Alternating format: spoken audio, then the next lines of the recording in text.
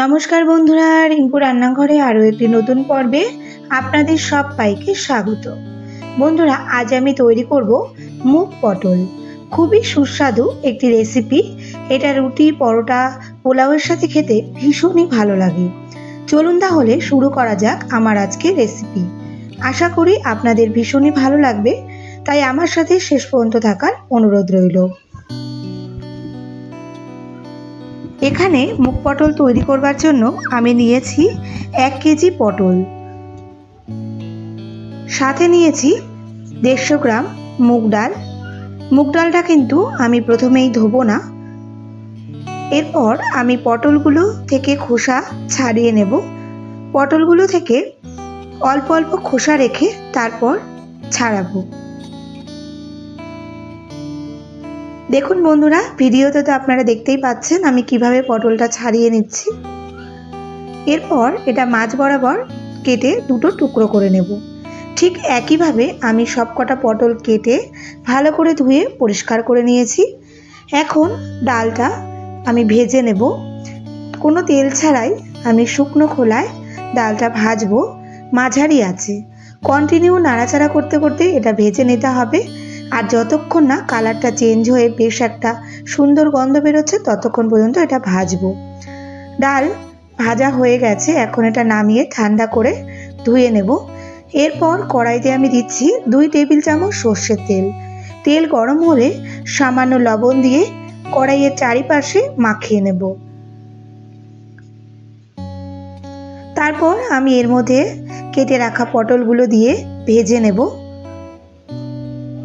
বন্ধুরা, পটলগুলো এখানে কিন্তু পুরোপুরি ভেজে নেব, কারণ পরে কিন্তু আর এটা খুব বেশি সেদ্ধ হবে না, তাই এটা ধীরে ধীরে ভেজে নিতে হবে।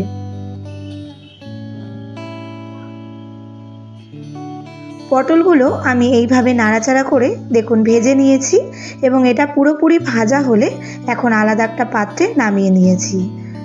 এরপর কড়াইতে আরও আমি 2 টেবিল চামচ তেল দিয়ে দিয়েছি এবং তেলটা গরম হলে 3টে মাঝারি মাপের আলু ডুমো ডুমো করে কেটে এখন ভেজে নেব। এটা তাড়াতাড়ি সেদ্ধ হওয়ার জন্য লো টু মিডিয়াম ফ্লেমে রেখে ভেজে নিচ্ছি।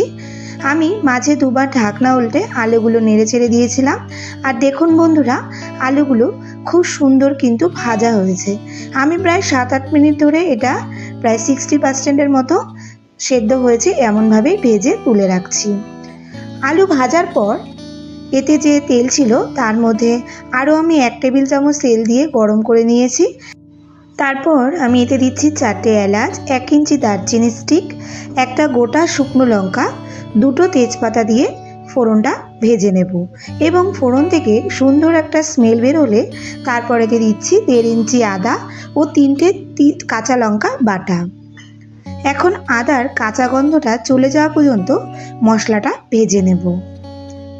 খুব বেশিক্ষণ এটা ভাজার প্রয়োজন হয় না, কারণ আদার গন্ধটা খুব তাড়াতাড়ি চলে যায়।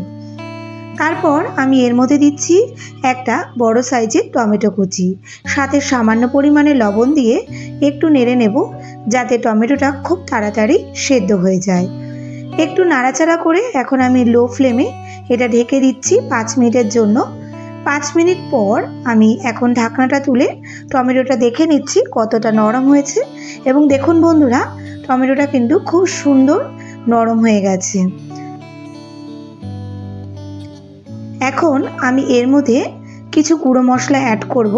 প্রথমেই দিচ্ছি 1 চামচ হলুদ গুঁড়ো, তারপর 1 চামচ ধনে গুঁড়ো দিয়েছি, দিচ্ছি 1/2 চামচ লাল লঙ্কার গুঁড়ো। বন্ধুরা, ঝালটা কিন্তু অবশ্যই আপনারা যেমন খাবেন সেটা বুঝে এখানে দেবেন। দিচ্ছি 1/2 চামচ কাশ্মীরি লঙ্কার গুঁড়ো ও সামান্য জল দিয়ে এখন মশলাটা আমি কষিয়ে নেব। মশলাটা থেকে তেল রিলিজ হওয়া শুরু হলে তারপর এতে আমি অন্য কিছু অ্যাড করব। এবং এই সময় মশলাটা কিন্তু আমি মিডিয়াম ফ্লেমে কষিয়ে নিয়েছি। এবং মশলাটা থেকে তেল রিলিজ হলে আমি এতে দিচ্ছি 50 গ্রাম টক দই।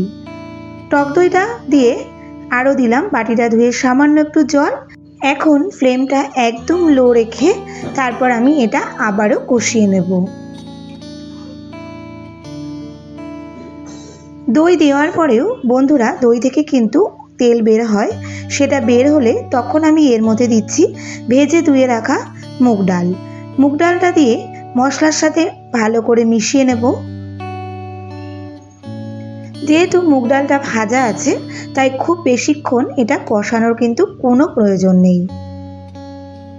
মশলার সাথে একটু মিশিয়ে নিয়েই আমি এতে 500 ml মতো জল দিয়ে দেব, যাতে ডালটা প্রায় 60% মতো সেদ্ধ হয়ে যায়। মশলাটার সাথে ভালো করে মিশিয়ে জল দিয়ে দিয়েছি এবং আবারও একটু নাড়াচাড়া করে এখন আমি এটা ঢেকে দেব। এতে করে ডালটা খুব তাড়াতাড়ি সেদ্ধ হয়ে যাবে। বন্ধুরা, ডাল কিন্তু প্রায় দেখুন সেদ্ধ হয়ে এসেছে। এই সময় একটু দেখে নেব ডালটা কতটা পরিমাণে সেদ্ধ হয়েছে, সেটা বুঝেই পরবর্তী সবজিগুলো এতে অ্যাড করব। ডাল প্রায় 60%-এর মতো সেদ্ধ হয়ে এলে এতে আমি ভেজে রাখা আলুগুলো দিয়ে দিচ্ছি। আলুগুলো দিয়ে আবারও একটু নাড়াচাড়া করে এটা লো ফ্লেমে রান্না করব 10 মিনিট।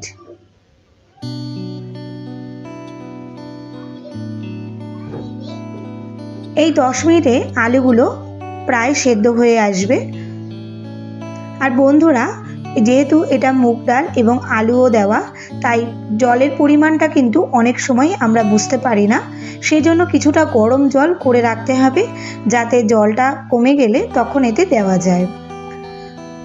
10 মিনিট পর আমি এতে দিচ্ছি ভেজে রাখা পটলগুলো। বন্ধুরা, আমার আজকে রেসিপিটি আপনাদের কেমন লাগছে কমেন্ট করে কিন্তু অবশ্যই জানাবেন।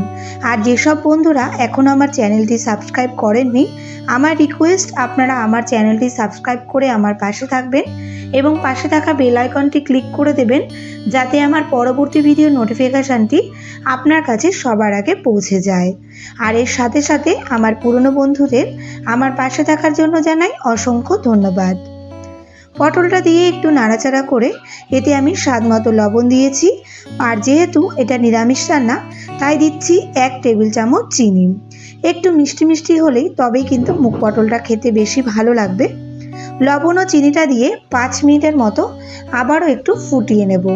যেহেতু এখানে সবই সেদ্ধ হয়ে গেছে, তাই এটা খুব বেশিক্ষণ আর ফোটানোর কোনো প্রয়োজন নেই।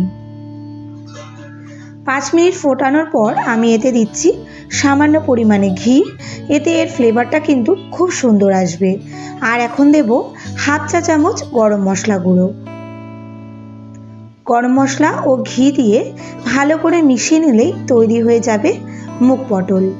আর দেখুন বন্ধুরা, এর গ্রেভিটা একটু পাতলা রাখতে হবে, নইলে এটা ঠান্ডা হতে হতে কিন্তু একদম ঘন হয়ে যাবে। এরপর এটা নামিয়ে আমি পোলাওয়ের সাথে পরিবেশন করব।